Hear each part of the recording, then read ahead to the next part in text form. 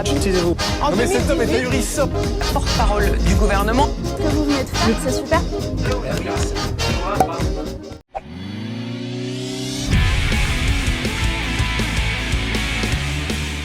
Le top 5 de mes comédies françaises préférées, les copains. J'avais envie de mettre du plaisir, j'avais envie de mettre du soleil et de la joie pour vous proposer ce classement. Vous allez me dire en commentaire, vous allez me dire dans le chat quels sont les vôtres. Faites-moi votre classement à vous, les amis, c'est très important. Mais là, il va y avoir match, parce que il va y avoir révélation sur cette liste de 5. Alors, je prends des pincettes, les copains, évidemment, parce que je sais que plein de gens vont me dire « T'as oublié ça, t'as oublié ci ». Il y en a tellement. Il y en a tellement. Je vous donne mon top 5. Après, je vous dirai celles que j'adore aussi. Ces autres comédies françaises que j'adore, que j'aurais pu mettre dans le classement.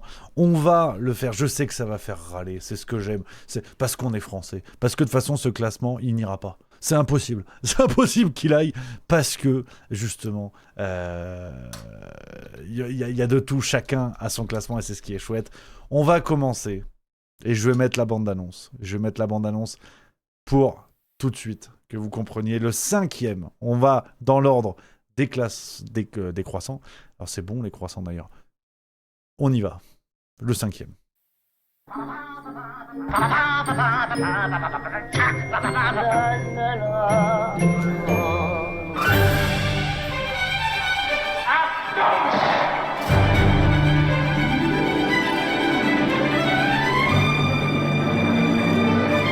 Vous l'aurez reconnu, je peux pas mettre d'extrait trop long les amis parce que sinon la vidéo va sauter sur YouTube. C'est La Grande Vadrouille. La Grande Vadrouille que je mets en 5e, Gérard Houry, le réalisateur, 1966. La deuxième comédie de Gérard Houry après Le Cornio. On connaît, putain, et bien sûr. Ça a beaucoup moins bien marché. Et voilà, on connaît. C'est La Grande Vadrouille, voilà, cette rencontre incroyable entre ce chef d'orchestre et ce peintre en bâtiment. C'est La Grande Vadrouille que je mets 5e parce qu'il y a aussi une question de génération. J'ai essayé de voir tous les grands classiques qui ne sont pas de ma génération. Et c'est vrai qu'on aime le contexte, on aime le fait d'aller chercher de la vanne, chercher de la comédie dans ce registre compliqué de la Seconde Guerre mondiale, bon, qui présente les Français comme des pompes à vélo, on va pas se mentir. Mais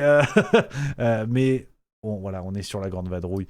De Funès, Bourvil, les tauliers de Funès qui encore aujourd'hui fait autorité dans le jeu, fait autorité dans son professionnalisme extraordinaire. Bourvil, dont j'ai découvert il n'y a pas si longtemps, je savais qu'il avait chanté, mais putain la tendresse c'est beau, hein. J'ai écouté La tendresse de Bourvil, c'est beau, hein. Ah ouais, donc on a voilà, c'est un classique, je sais que voilà, je le mets en 5e, ça va faire hurler, ça va jaser, mais voilà, c'est La Grande Vadrouille, je ne pouvais pas non plus ne pas le mettre. Et on a ce qu'on aime dans cette capacité des comédies. On va essayer aussi d'analyser un petit peu ce qui fait la comédie française. C'est l'idée de cette vidéo. Il y a de la réflexion, il y a de l'analyse. Je vous partage ce que j'aime, mais il y a aussi de la réflexion. Et ce qu'on aime dans la comédie aussi, c'est ce décalage dans un contexte grave, dans un contexte lourd. Ce qui peut faire certaines comédies, il n'y a pas que ça. Ce qui peut faire certaines comédies, c'est aussi la capacité à se positionner dans un contexte lourd et d'aller chercher le rire là où on ne l'attend pas. L'exemple, évidemment, auquel on pense, qui est peut-être le plus symbolique de cela, c'est évidemment La Vie est belle avec Roberto Benigni, de ce père et son fils qui sont déportés, et il va chercher de la blague, il va chercher de la vanne avec cette scène hein, du nazi qui déboule dans le dortoir, enfin dans le baraquement, et le personnage joué par Roberto Benigni va faire la traduction pour faire rire son môme, et c'est assez extraordinaire. Et La Grande Vadrouille, on a un registre qui est peut-être moins lourd, qui est moins pesant que La Vie est belle qui navigue entre les deux horizons, mais La Grande Vadrouille, on trouve quand même ça, on trouve ce décalage dans un contexte lourd, ce rire entre, avec ce duo qui fonctionne, hein. Évidemment. C'est mon vélo, mais qu'est-ce que je vais devenir? Piéton. Voilà, on connaît. Paf, voilà. Après les imitations sont à chier, mais c'est pour ça qu'il est dans mon classement, c'est pour ça qu'il faut le voir. Donc c'est La Grande Vadrouille les amis, en 5e c'est La Grande Vadrouille évidemment. 4e et là ça va faire jaser, mais je vais vous expliquer les raisons, et c'est surtout par souvenir personnel, par attachement personnel. Le 4e, on va voir si vous le reconnaissez. Hey Sophie, j'espère que t'as pas pris un coup de soleil sur les fesses parce que ça va te coûter cher en biafine s'il faut que t'étales, hein. Toujours aussi drôle, hein. Tiens, un anglais. Elle est en panne? Non, on n'est pas en panne, elle attend le coucher du soleil, elle adore ça. Si on en... C'est camping. évidemment, c'est Camping que je mets en 4e. Alors, je sais, calmez-vous tous ceux qui sont en train de se dire « Mais il a oublié ça, c'est un scandale !» Je vais y venir. Tout ce que j'aurais pu mettre dans le classement. Et vous allez me dire, vous, en commentaire. Donnez-moi vos classements, c'est très important, les amis, voir ce qui se détache un petit peu. Mais Camping, voilà, Fabien Ottoniente, voilà, 2006, ça nous rajeunit pas, putain. J'avais 12 ans. Hier encore, j'avais 12 ans, je caressais ma prof de français. Ah, après, il y a je suis pas ouf sur les paroles. C'est Camping évidemment. Alors pourquoi Camping ? Je sais qu'il y en a plein qui vont me dire ouais, mais Camping c'est beauf. Eh ben non. J'adore Camping. J'adore le Camping avant d'aimer le film. Parce que c'est ce que je vous ai dit, c'est beaucoup de souvenirs avec ces films. Beaucoup de souvenirs parce que quand j'étais petit et même encore aujourd'hui, j'allais au camping. Et encore aujourd'hui, j'adore aller au camping. J'ai plein de souvenirs dans un camping à Elne, très exactement, à côté de Perpignan. Je fais du camping depuis que je suis tout petit. J'adore cet esprit, j'adore cette ambiance, j'adore l'odeur du camping, l'odeur de la piscine, l'odeur de la tente quand tu la déplies la première fois. Et ça régale. Et en fait, de voir ça au cinéma, bah, ça m'a régalé. Je les regarde tous. Hein. Souvent, le 3 qui reste... le 1 qui est mon préféré, le 2 qui est pas fou, le 3 qui est nul. Mais...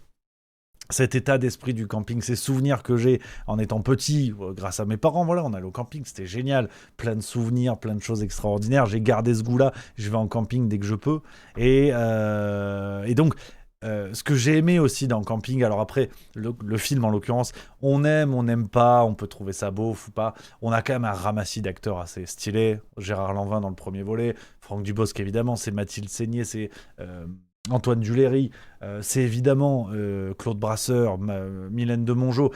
Pour la petite anecdote, d'ailleurs, il faut rappeler que Claude Brasseur n'était pas prévu. Au départ, le rôle de Jackie Pic était destiné à Jacques Villeray, si jamais. Pour la petite info, c'est pour ça que Camping 1 est dédié à Jacques Villeray, parce qu'au départ, le rôle de Jackie Pic devait revenir à Jacques Villeray. Malheureusement, Villeray est décédé, et c'est Claude Brasseur qui a repris le rôle qui lui va évidemment comme un gant. Et ce que j'ai aimé dans Camping, c'est que on a un Franck Dubosc qui est à son apogée à ce moment-là, qui régale avec les 2 premiers volets de Pour toi public, qui remplit des zéniths, qui tourne avec des spectacles. J'ai oublié de vous dire, si je dis pas de conneries, son spectacle au début des années 2000. On a un Dubosc qui plafonne, qui régale, qui fait Camping. Et ce que j'ai aimé dans Camping, c'est pour ça aussi que voilà, ce film il est 4e dans mon classement. Il y a l'aspect familial, l'aspect souvenir, et il y a aussi l'aspect touchant de Camping, parce que Franck Dubosc l'a raconté plusieurs fois en interview, il est toujours très ému quand il parle de ça. D'ailleurs, je vous invite à regarder des interviews de Franck Dubosc quand il parle de son père qui allait en camping. Et Franck Dubosc, en fait, raconte que son père était ouvrier, donc ouvrier dans les années 60, 70, comme on peut imaginer, avec des conditions pas fastoches. Son père était un homme peut-être un peu refermé, voilà, comme on imagine un ouvrier qui bosse un peu à la dure tous les jours.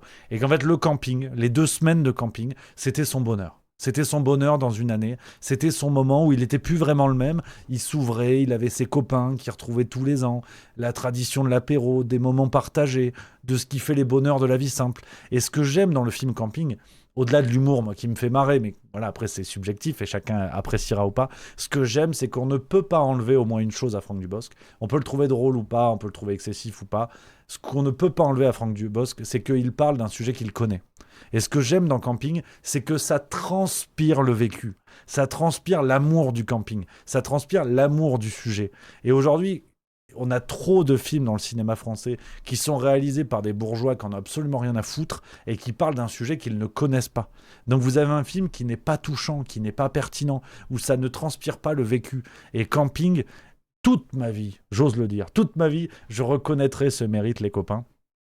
Parce que j'adore ce film parce que justement Dubosc, il a mis un peu de lui-même là-dessus, il joue le rôle de son père d'une certaine manière. Patrick Chirac, le personnage, il est un peu pensé comme le père de Franck Dubosc, il y a une sorte d'hommage en plus que je trouve vraiment extraordinaire, et voilà pourquoi je le mets en 4.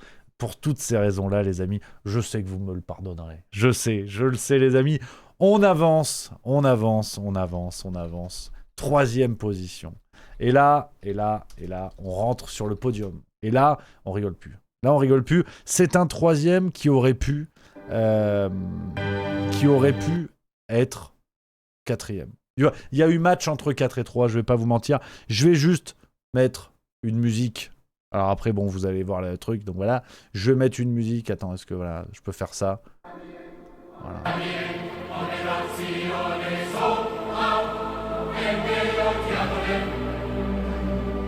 Et voilà. Et évidemment, on y est. On y est. C'est les visiteurs. C'est les visiteurs, évidemment, que je mets allègrement en 3e position, les visiteurs. Donc, c'est sorti en 1900. Attends, que je dise pas de conneries. Je crois que c'est sorti l'année de ma naissance. Non, c'est sorti en 93. Donc, je suis né en 94. Les visiteurs, là encore, il y a beaucoup de souvenirs. Ah, c'est une petite vidéo. C'est une vidéo entre nous. Hein. C'est une vidéo confession. C'est une vidéo partage. C'est une vidéo souvenir ce soir, les amis. Mais je vous l'ai dit, j'ai envie de proposer ça ces derniers-là avec Juste Milieu, Quest Évolution. Donc, je me livre. Bah, les visiteurs, c'est le film du dimanche midi. Là, maman, elle avait mis le poulet au four. Ça sentait bon les patates. Bon, bah, moi, à 6 ans, j'étais déjà... Bah oui, j'avais faim, hein, qu'est-ce que je te dise. Ça sentait déjà le poulet à partir de 10h30. Dans la chambre, je commençais à ronger mes oreillers. Et souvent, c'était les visiteurs. Évidemment, c'était le film du dimanche, en famille, avec le poulet. Le daron qui s'endort à 45 minutes du film, on connaît. Peut-être n'a-t-il jamais vu la fin. Et voilà, les visiteurs. Il y a cet aspect souvenir, et il y a aussi, en me renseignant, parce qu'en creusant un petit peu tout ça, d'essayer de savoir pourquoi j'aime bien, les visiteurs, c'est déjà un truc assez extraordinaire pour l'époque quand ça sort. T'as Jean Reno, t'as Clavier, t'as un casting de taré, tu retrouves Valérie Lemercier, tu retrouves quand même un très gros casting, et c'est surtout un peu une révolution dans le monde de la comédie, où on va chercher ce décalage dont je vous parlais, qu'on va chercher dans l'histoire cette fois. C'est-à-dire ce saut temporel qui est une mécanique assez classique dans les comédies, cette mécanique du saut temporel, où vous prenez un personnage, vous le mettez dans une époque qui n'est pas la sienne, et il est complètement chamboulé, hein, un petit peu comme Morandini avec des stagiaires majeurs, tu vois. Il est complètement chamboulé, le gars. Bon, la dynamique des visiteurs, l'idée originelle, elle est assez classique finalement dans le monde de la comédie. Et donc, c'est servi par 2 acteurs qui ont marqué la chose. Quand votre film a donné naissance à des personnages que tout le monde connaît sans même parler du film, vous avez touché à quelque chose de magnifique. Je veux dire, n'importe qui aujourd'hui peut arriver dans une pièce, dire jour, nuit, on sait très bien à quel film ça fait référence. Donc, c'est le patrimoine des comédies françaises. Christian Clavier extraordinaire, Jean Reno parfait, des acteurs parfaits qui sont sur mesure dans ce film. Et surtout, ce que je trouve extraordinaire, et il y a un truc vraiment qu'il faut souligner par rapport aux visiteurs. Et je m'en suis rendu compte il y a peu de temps en regardant une analyse sur le film, justement. Film de Jean-Marie Poiret, évidemment. C'est le montage extrêmement moderne des visiteurs. Donc, Jean-Marie Poiret qui a aussi à son actif Le Père Noël est une ordure, Papy fait de la résistance, l'opération Cornet de Bif, on est sur du très lourd. Le montage des visiteurs, c'est un montage comme une vidéo YouTube d'aujourd'hui. Je vous invite à revoir le film, je m'en suis rendu compte il n'y a pas longtemps. En fait, c'est une succession de plans, mais une succession extrêmement rapide. Il n'y a pas de plan séquence, il n'y a pas de déplacement de caméra, ça va très très vite. Comme une vidéo YouTube aujourd'hui qui pourrait être montée, vous savez, pour renforcer le côté gag, tu passes d'une scène à l'autre extrêmement rapidement. Et bien les visiteurs, c'est ça. Tu as un rythme qui est extraordinaire, et puis tu as des textes qui sont mais fous. Les visiteurs, on peut le voir 10 fois, on rira toujours sur de nouvelles choses. Et là, vraiment, c'est magnifique. T'as un côté très sketch, très théâtre, sur les citations, sur les phrases, sur le jeu. Valérie Lemercier en bourgeoise, façon Pécresse, qui se serait fait sauter 2 fois plus. C'est extraordinaire, tu vois. Et donc, les visiteurs, j'adore. Tout ça servi par la musique des rats.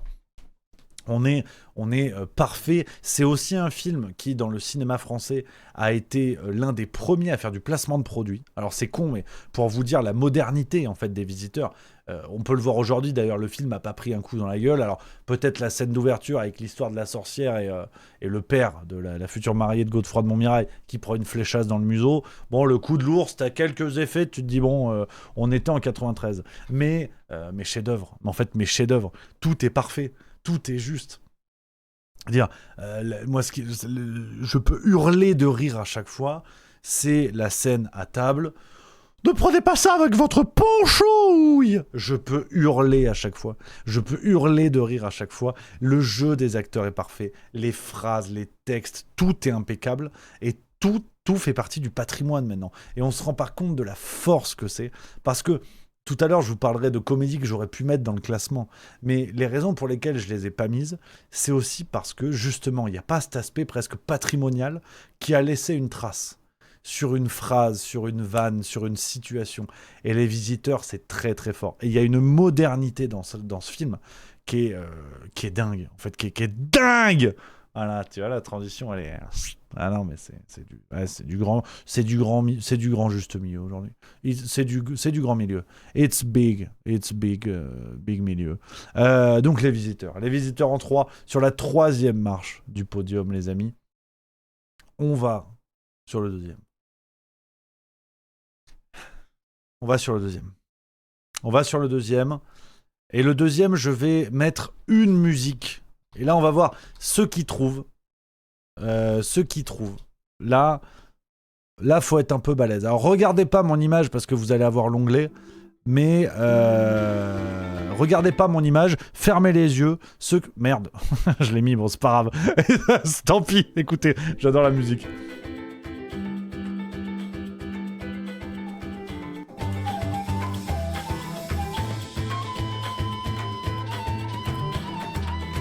Voilà, là encore, je peux pas mettre un extrait trop long, mais je vous invite à écouter cette musique. C'est Le Sens de la Fête. Le Sens de la Fête, les amis. Ma 2e comédie française préférée, 2017. Donc c'est beaucoup plus récent. Comédie signée Éric Toledano, Olivier Nakache, donc les réalisateurs d'Intouchables notamment, aussi Hors Norme, le film Hors Norme, des réalisateurs bien connus. Un casting XXL. Bon voilà, là encore, en termes de personnages, de jeux, Bacri, Jean-Paul Rouve, Gilles Lelouch, Vincent Macaigne, voilà, c'est parfait. Une musique, quand même, signée, que je vous dise pas de conneries, Avishai Cohen. Donc les fans de jazz connaissent évidemment, qui est quand même un jazzman énorme, qui a fait une musique folle sur le film, notamment cette scène à la fin. Je vous en dis pas plus pour pas vous divulgacher. Mais voilà, Bacri le patron, en fait. Bacri le patron, ce fut l'un de ses derniers rôles d'ailleurs. Bacri le patron. Et je le mets en 2. Et je le mets en 2 parce que je trouve que c'est la comédie presque parfaite. La comédie parfaite, je l'ai rangée en 1, évidemment. Le Sens de la Fête, je trouve qu'on a tout ce qui fait une comédie presque parfaite. T'as un contexte simple. Je vous disais tout à l'heure, ce qui peut construire certaines comédies, ça va être le décalage temporel, le décalage d'être dans une époque grave. Voilà, il y a plusieurs possibilités de construire une comédie, évidemment. Et parfois, c'est simple. Là, en l'occurrence, l'histoire du Sens de la Fête, je vous divulgage rien, l'histoire du Sens de la Fête, c'est Jean-Pierre Bacri qui joue le rôle d'un organisateur de mariage, donc wedding planner, comme disent les Anglais ou les connards, wedding planner, organisateur de mariage, et on le suit dans ses activités, dans l'organisation d'un mariage. Donc vraiment, en soi, l'histoire est nulle, on va pas se mentir, c'est extrêmement basique, ça casse pas 3 pattes à un canard, t'as pas un décalage qui peut créer une comédie justement savoureuse, parce que décalage dans le temps, décalage dans l'époque, décalage dans la gravité, t'as quelque chose d'extrêmement basique, sur une scène extrêmement basique, et tout est au millimètre en fait. Ce film, c'est de la physique quantique, tout est au millimètre, avec des acteurs qui sont tous parfaits dans leur gabarit. On a quelque chose de très théâtral, en fait, où on retrouve des personnages bien identifiés. Tout se met en place petit à petit, comme dans une pièce de théâtre. Je pense par exemple à Alban Ivanov, qui est extraordinaire aussi dans le film. Les textes sont ciselés, mais pareil, Le Sens de la Fête, je crois que je l'ai déjà vu 5 fois. Je peux le voir 15 fois, que à chaque fois, tu chippes une vanne, tu chippes un détail, tu chippes un phrasé, qui est parfait, et les acteurs sont exploités à la perfection dans la contradiction, avec Bacri évidemment, qui est dans son rôle de grognon comme on le connaît, mais de grognon humain, de grognon quand même chaleureux à sa manière, qui est parfait en fait à tous les niveaux. Le stagiaire du photographe joué par Jean-Paul Rouve, là encore c'est impeccable, tout est juste, et d'une matière tout à fait basique, ce film devient, je trouve, quasiment parfait, parce que justement tu passes d'une histoire simple qui te fait rire, où tout est bien construit, tout est bien fait, les musiques sont chouettes, tout est juste, et puis t'as une scène finale qui arrive comme une forme d'apothéose, où t'as bien rigolé, tu t'es bien marré, tu t'es accroché à tous les personnages, ils sont tous attachants à leur manière, et la scène de fin, presque elle peut me tirer les larmes à chaque fois. Je la trouve sublime, la scène de fin. Je vous en dis pas plus pour pas vous spoiler, comme on dit. Je la trouve mais parfaite. Et cette musique, donc signée Avishai Cohen, qui est extraordinaire. Et vraiment, les amis, le sens de la fête. En fait, ce qui est fou, c'est que par rapport à tous les autres, même ceux que j'ai mis derrière dans mon classement, le sens de la fête, j'ai pas de bonne raison de le défendre.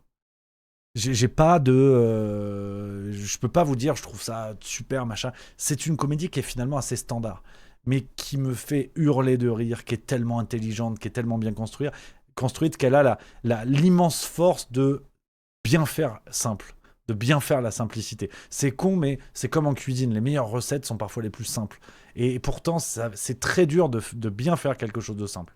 Et donc, le sens de la fête, je trouve que c'est ça. Le sens de la fête, c'est une bonne omelette. Tu vois. Tout le monde se dit, ouais, bon, une omelette. Mais en fait, une excellente omelette, accroche-toi, Jeannot, parce que c'est pas facile. Et donc, le sens de la fête, en deux. Et là, la première place.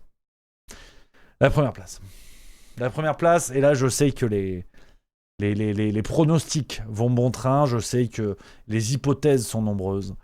La première place, je l'attribue au Père Noël est une ordure. Le Père Noël est une ordure. Comédie parfaite.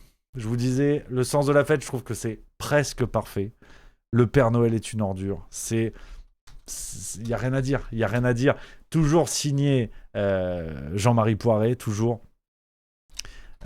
Ce film, alors là pour le coup on parlait de décalage, là il y en a un, c'est-à-dire que on arrive dans les studios, enfin dans l'espèce de pièce où il y a le téléphone de SOS Amitié, donc avec Anémone, avec Thierry Lhermitte, on s'en rappelle, et on va passer le réveillon de Noël auprès de gens malheureux, chacun à leur manière, mais de gens malheureux, et parfois très malheureux. Il y a tous les sujets dont on n'a pas envie d'entendre parler dans une comédie. La solitude, le suicide, les violences conjugales, la pauvreté. Il y a rien qui va. Vraiment, il y a rien qui va. C'est extraordinaire, il y a rien qui va. Et c'est pour moi la comédie parfaite. Parce que, alors, tout le monde la connaît, hein, le Père Noël est une ordure, je vais pas vous refaire les 1001 citations qu'on connaît tous. Moi, la scène qui me fait hurler de rire, attends, je vais essayer de vous la retrouver quand même, de mettre un petit extrait parce que ça me fume, mais ça me fume à chaque fois. Non mais attends, on va se faire sauter la vidéo YouTube si je fais ça. C'est la scène de Gérard Jugnot qui joue le Père Noël, qui déboule, qui fout Marianne Chazelle dans la baignoire. Après, Thierry Lhermitte vient le récupérer et lui dit non mais c'est quoi ça de lâcher ça, c'est quoi de frapper sur les femmes et tout avec un fer à souder. Thierry Lhermitte qui dit moi j'ai jamais frappé les femmes avec un fer à souder, et Junio qui lui répond mais ça c'est parce que vous êtes pas bricoleur. Ça peut me fumer de rire à chaque fois. Les textes sont parfaits, enfin voilà, la troupe du Splendide qui est juste parfaite, et je trouve que vraiment, et je pèse mes mots, c'est ce film est la comédie parfaite. Déjà, on est face à une troupe qui sort des bronzés fondus cuits, donc ils sont quand même pas mal au top, même si les deux premiers films n'ont pas eu l'accueil, ils sont pas devenus légendaires comme on les connaît aujourd'hui. Oui, c'est un fer à repasser par un fer à souder, excusez-moi. Tu vois, je suis vraiment pas bricolo. Et donc, la troupe du Splendide qui arrive avec ce film, on pourrait raconter 1000 anecdotes sur l'histoire du Père Noël est une ordure, c'est complètement fou. On peut parler par exemple de la campagne de pub qui avait été interdite dans le métro à Paris parce que la RATP avait jugé le titre problématique. Le Père Noël est une ordure. Ils ont failli changer le titre à cause de ça. On peut parler des brouilles qui ont lieu notamment avec Anémone. On peut parler de l'adaptation, parce qu'au départ c'est une pièce de théâtre qui ne finit pas du tout comme ça. Il y a eu beaucoup d'adaptations, des histoires folles sur le tournage. Mais en fait, c'est devenu légendaire. Je vous parlais tout à l'heure de patrimoine, c'est devenu légendaire. Le Père Noël est une ordure. Parce que justement, je trouve qu'on est dans ce que l'humour peut faire de mieux. Je trouve dans ce que l'humour peut faire de mieux dans l'histoire, dans l'idée où, je vous parlais de décalage tout à l'heure, le Père Noël est une ordure. Si tu lis le résumé du film sur papier, tu te dis c'est pas drôle. Jamais on peut rire avec ça, c'est impossible. Le suicide, la violence conjugale, la misère, enfin, il y a rien qui va, la solitude, il y a rien qui va.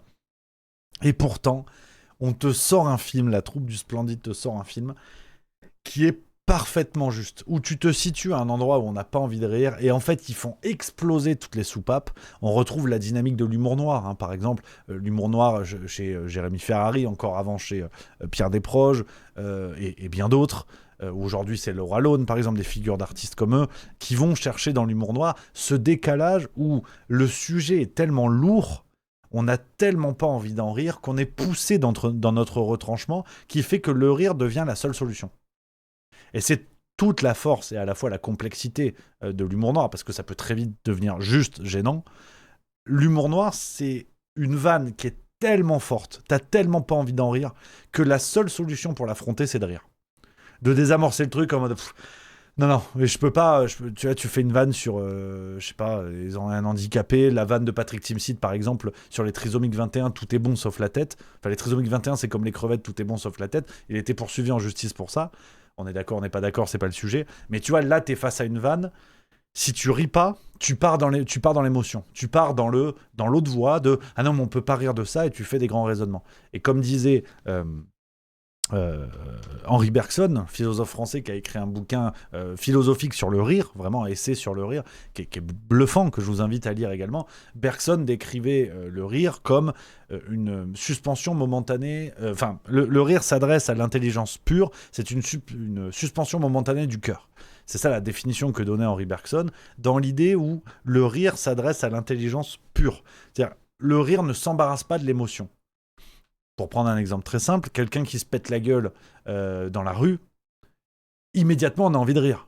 Parce que si tu mets l'émotion dans l'équation, tu vas commencer à dire oui mais le pauvre il s'est peut-être fait mal au poignet, puis en plus c'est une personne âgée et tout ça. La grande force du rire, quel que soit le registre d'humour que tu choisis dans la palette, la grande force du rire c'est d'aller te chercher directement à l'intelligence. Et que tu ris comme une réaction, soit de défense dans l'humour noir, ou comme une réaction toute simple dans d'autres registres d'humour. Et je ne pourrais pas vous parler de ça sans ne pas citer le sketch de Dieudonné sur le cancer, qui est pour moi un des meilleurs, où le cancer, des meilleurs tout confondu des sketchs que j'ai pu voir jusqu'à présent, où il te fait 20 minutes sur des cancéreux, en l'occurrence 2 personnes de sa famille. Bon ben voilà, en fait, il arrive chez le cancérologue qui regarde la feuille d'analyse de son patient, qui dit c'est la carte de Las Vegas qu'on a sous les yeux, ça clignote en rouge, bon ben voilà, en fait... tout est juste, la sonorité des vannes, enfin tout est juste, qui je suis pour juger. Déjà, moi j'ai une pompe, ça fait 1 an que je fais des blagues, je suis stagiaire, mais je trouve ça, en tant que spectateur, je trouve ça extraordinaire. Et donc, pour revenir au Père Noël est une ordure, je trouve que c'est la même chose. Ce sont des sujets qui sont affreusement pas drôles, et ils te font quelque chose qui est parfait de bout en bout. On va mettre du rire là où il faut pas, précisément pour déminer les sujets. Ça ne les rend pas graves, ça ne les rend pas moins graves ou pas plus graves, mais on va les mettre là où il faut pas. Et avec une justesse, avec une perfection dans les personnages, dans les dialogues, dans les scènes. Cette scène de danse entre Christian Clavier et Thierry Lhermitte, est-ce qu'on peut faire plus hilarant ? En comédie française, je pense que j'ai pas trouvé plus hilarant en termes de scène. Les dialogues, on a tous des phrases du Père Noël est une ordure dans la tête. Je vous parle même pas des Doubichou. Je vous parle même pas de Ça dépend, ça dépasse avec Zezette. Enfin, on le sait tous, C'est complètement dingue. Donc, le Père Noël est une ordure en 5e, évidemment. Alors, en premier, qu'est-ce que je raconte ? En premier, pardon. Alors, qu'est-ce que je pouvais vous dire ? Je voulais finir là-dessus, les copains. J'aurais pu rajouter plein de trucs, parce que vous le savez, je suis très friand d'humour, donc de comédie française. Et bien évidemment que je pourrais vous parler de Dickeneck chez nos amis belges. Là encore, un casting de taré, parce que t'as quand même François Damiens, Marion Cotillard, Florence Foresti, t'as un casting de fou. Je peux vous parler de Nos Jours Heureux, du Gendarme à Saint-Tropez, du Grand Blond avec une chaussure noire, de Bienvenue chez les Ch'tis, plus récemment La Folle Histoire de Max et Léon, du Palmacho, que je trouve extraordinaire. Papy fait de la résistance, évidemment. Arrêtez où je hurle, évidemment. Il y a tellement de choses, et c'est tellement un beau réservoir, la comédie française. C'est tellement ce rendez-vous populaire qui, quand c'est bien fait, marche à chaque fois. On parlait de Jean-Pierre Bacri tout à l'heure, les comédies de Bacri, donc c'est Cuisine et Dépendance par exemple, il y en aurait 1001 à citer. La Cité de la Peur, évidemment, mais j'ai quand même 2 choses à vous dire, à vous révéler. Dans cette vidéo, je vous l'ai dit, on est dans les révélations, j'ai quand même 2 choses. Et là, on va créer le débat. Je dois vous avouer quelque chose, parce que quand on parle de comédie française, je sais que beaucoup vont penser à celle-là. Astérix et Obélix Mission Cléopâtre n'est pas une rêve pour moi. Pour moi, je dis bien pour moi, c'est pas universel, je sais que je vais me faire tomber dessus, mais ça me fait marrer. L'esprit canal, j'aime beaucoup, il n'y a pas de problème. mais je le tiens pas comme ref. Pourtant, il y a des trucs, tu vois, il y a des citations, là encore, qui ont traversé même les décennies, on peut le dire aujourd'hui, au moins une. Il y a des acteurs de fou, la réalisation est extraordinaire, Alain Chabat a fait un truc énorme, mais je dois vous avouer que je fais pas partie de l'équipe de Alain Chabat, c'est un génie, tu vois. De ces gens où tu leur dis, mais en fait, t'as vu quoi d'autre d'Alain Chabat, si ce n'est Astérix Obélix Mission Cléopâtre? T'as vu Didier? Non, Didier, c'est mon garagiste. Donc, je suis pas du tout dans l'équipe Alain Chabat, c'est un génie. J'aime beaucoup Astérix Obélix Mission Cléopâtre, mais pour moi, c'est pas la ref absolue. Tu vois, dans l'esprit Astérix Obélix, je préfère le premier, de Claude Zidi. T'es dans la BD, t'as quand même une belle réalisation aussi, t'as un casting de tarés, Claude Rich, Benigni, Depardieu, Clavier, bon, qui sont aussi dans l'autre, tu me diras, Laetitia Casta, Pierre Palmade, hein, qui jouait de la harpe dans le 1, avant et après il a joué de l'héroïne, tu vois. Ah, je sais que je vais créer le débat, je le sais, mais je le tiens pas pour moi en très haute estime. Astérix Obélix Mission Cléopâtre n'est pas dans mon top 10. Il est dans mon top 15. Voilà, je le dis, je suis désolé, je le dis. Et j'ai une deuxième chose à vous révéler. Et définitivement, tout le monde va se désabonner. J'ai un faible, mais que j'assume parce que je les trouve vraiment très bons. J'ai un faible pour ceux que l'on appelle aujourd'hui, niveau comédie française toujours, pour finir là-dessus, la bande à Fifi. Philippe Lachaud, donc avec Tarek Boudali et compagnie. J'ai un faible pour cette équipe-là. Ceux qu'on fait Babysitting 1, Babysitting 2, 30 jours max, Épouse-moi mon pote, Alibi.com 1, Alibi.com 2. J'ai un faible pour eux. Pour le coup, Alibi.com 2, je le mets dans mon top 10. Et je sais que je dérange. Je sais que je mets les pieds dans le plat. mais je les trouve excellents. Je les trouve excellents dans l'écriture, dans la réalisation, et j'explique. J'ai une bonne raison. J'ai même une raison théorique. J'ai une raison intellectuelle, tu vas voir. Parce que... Alors après, oui, c'est un humour potache, comme on dit. On va être très clair. Oui, c'est parfois un peu lourdingue. Je vous dis pas que toutes les vannes me font hurler de rire. Pour le coup, en termes de texte, c'est un petit peu fragile. J'ai vu la dernière fois, par exemple... J'ai revu Babysitting.com 2, là. Non, Babysitting 2. J'étais pas mort de rire. En fait, c'est très paradoxal. Je les adore, mais je ne hurle pas de rire. Je ris plus devant Astérix Obélix Mission Cléopâtre, par exemple. Mais je trouve que leur travail scénaristique, plus le temps passe, plus je les trouve excellents. Notamment Alibi.com 2, où pour le coup, lui, je peux hurler de rire à chaque fois, parce que je trouve que c'est parmi les comédies françaises les mieux écrites de ces 20 dernières années. Philippe Lachaud, enfin en tout cas cette équipe-là, quand ils font leurs films, ils respectent un truc qui est super dur à faire en comédie. Et c'est là où j'intellectualise un peu la chose, mais c'est la bonne phrase. On ne rigole pas avec l'humour, c'est très sérieux. Il y a une théorie qui s'appelle le fusil. Le fusil de Tchekhov, elle est restée célèbre comme ça, du nom du dramaturge russe Anton Tchekhov, qui avait théorisé un truc, alors lui on était plus dans le monde du théâtre, mais qui avait théorisé le fait que pour fabriquer une bonne pièce de théâtre, là en l'occurrence une comédie, pour fabriquer une bonne comédie, il faut que tout soit à sa place. Alors vous allez me dire, c'est complètement con, évidemment. Mais ce que je veux dire par là, c'est que chaque élément que vous mettez en avant, sur un plan, sur une vanne, sur un personnage, chaque élément que vous mettez en avant, il doit avoir sa place à un moment donné dans le film. Il doit installer un gag, il doit installer un élément narratif, il doit installer quelque chose. Rien n'est gratuit. Et on voit beaucoup de comédies qui se perdent comme ça, par exemple. Tu vas mettre en avant des personnages, en fait, tu les revois plus, des situations que tu vas pas exploiter, du coup, ça sert à rien. Et je trouve que la bande à Fifi, je les adore, parce que, justement, ils ont cette capacité à ce que tout ait sa place. Je pense dans Alibi.com 2, il y a une scène qui me vient en tête. À un moment donné, tu vois une colombe qui est censée apporter des bagues. Bon, je vous divulgage pas le bordel. Et ben la colombe, tu la retrouves dans un gag 10 minutes après. Mais littéralement 10 minutes après. Et tout a sa place. Tout a du sens. Et je trouve qu'il y a une forme d'intelligence dans leur écriture. On aime, on n'aime pas. Là, je comprends parce que je l'ai dit, c'est un humour peut-être un peu plus lourdingue, j'en conviens. Mais je les trouve très bons. Et je les trouve même un peu sous-cotés, où on a tendance, tu vois, à dire Ouais, la bande à Fifi, c'est pas ouf. Quand tu vois ce qui vient de sortir, certains lames chauves avec Kev Adams et Michael Youn, bon voilà, tu vois. Et je pense que parfois, il faut reconnaître les mérites. On ne fera peut-être jamais mieux que les films que je vous ai cités là, mais c'est pas un concours. Le but, c'est de voir ce qu'on peut proposer aujourd'hui avec l'humour d'aujourd'hui, les scènes d'aujourd'hui et tout. Et je trouve ça plutôt chouette. Donc, tu vois, typiquement, la bande à Fifi, je les trouve excellents. Et le Palmacho, je les trouve excellents. Pareil, la folle histoire de Max et Léon, je le mets top 15, tu vois. Je trouve que c'est extraordinaire. Ils osent des trucs et tout. Je trouve ça vraiment très, très bien. Donc, voilà là-dessus. Ce que je pouvais vous dire, les amis, je pourrais parler d'OSS 117. Et évidemment, pareil. OSS 117, top 10. Ça, je le dis. OSS 117, il est 8-7. 8e, 7e. Petite préférence pour Rio ne répond plus. Le deuxième. Il y a eu le Carnet d'espion, Rio ne répond plus. Le troisième, pas ouf. Le troisième, j'ai pas trop aimé. Mais vraiment, j'aime beaucoup. Vraiment, j'aime beaucoup. Donc voilà, les amis, pour ce top 5 de mes comédies françaises préférées. J'espère que ça vous a plu. Dites-moi ce que vous en avez pensé. Je vous l'ai dit, je veux apporter du bonheur, je veux apporter du partage. On parle d'actu, on en a parlé, on en reparlera. J'avais envie de cette vidéo. J'avais envie de cette séquence, de partager ça avec vous, les amis.